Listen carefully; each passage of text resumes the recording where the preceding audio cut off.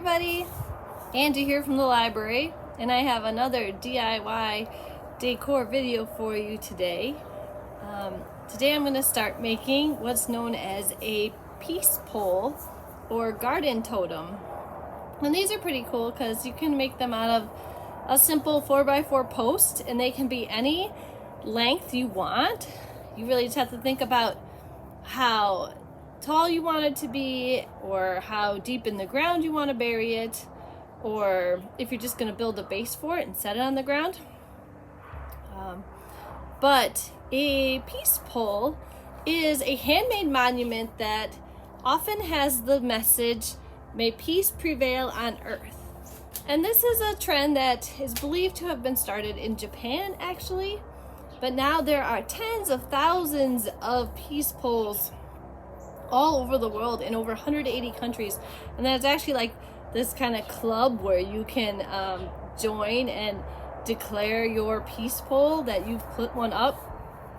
And they're really cool because people paint them or decorate them, and sometimes they're very simple and they just say the message of peace, and other times they're really elaborate and they're carved or engraved. Some are made out of metal or plastic, but I'm going to go the traditional route, and I'm going to use a green treated 4x4 post, and I'm going to prime and paint mine. I haven't quite decided yet what design I'm going to do, but I think it'll be a couple day project because I want to paint, I think, different designs on each side, maybe to use different colors, so we'll see.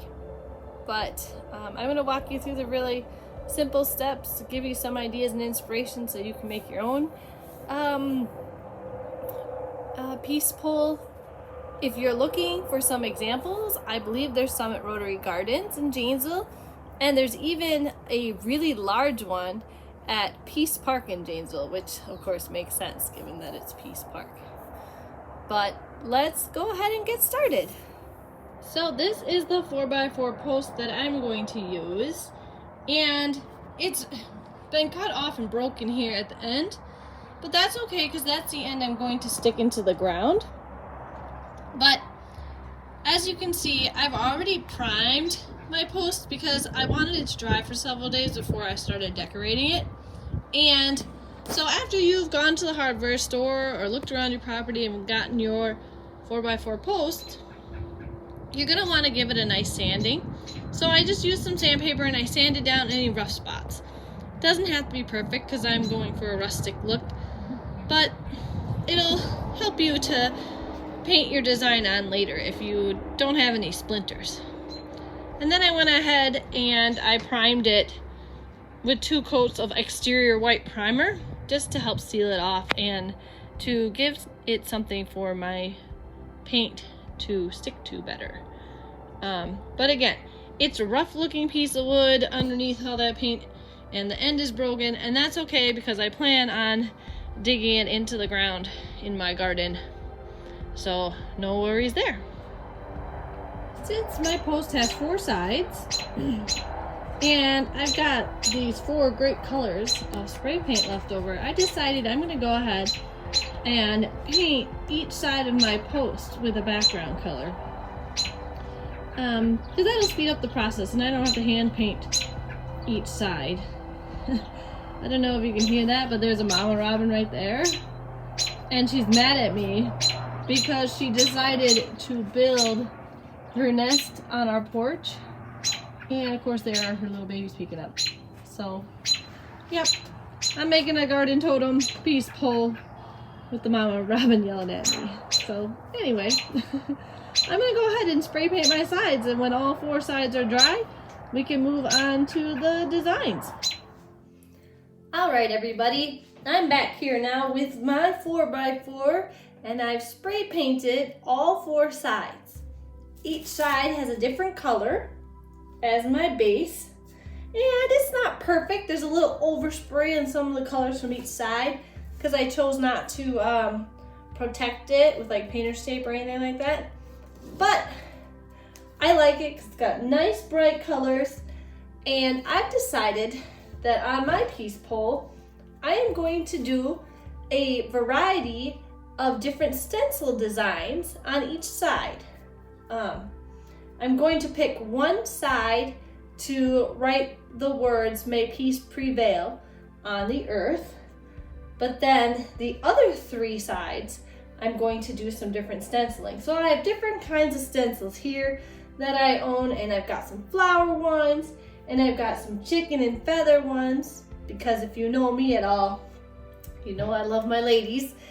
And then I also have these really cool, like abstract, clear stencils that I've used in paintings in the past. And so I'm gonna do some tracing with my pencil, and then I'm gonna pick out my color palette with my acrylic paints and go ahead and paint my designs on.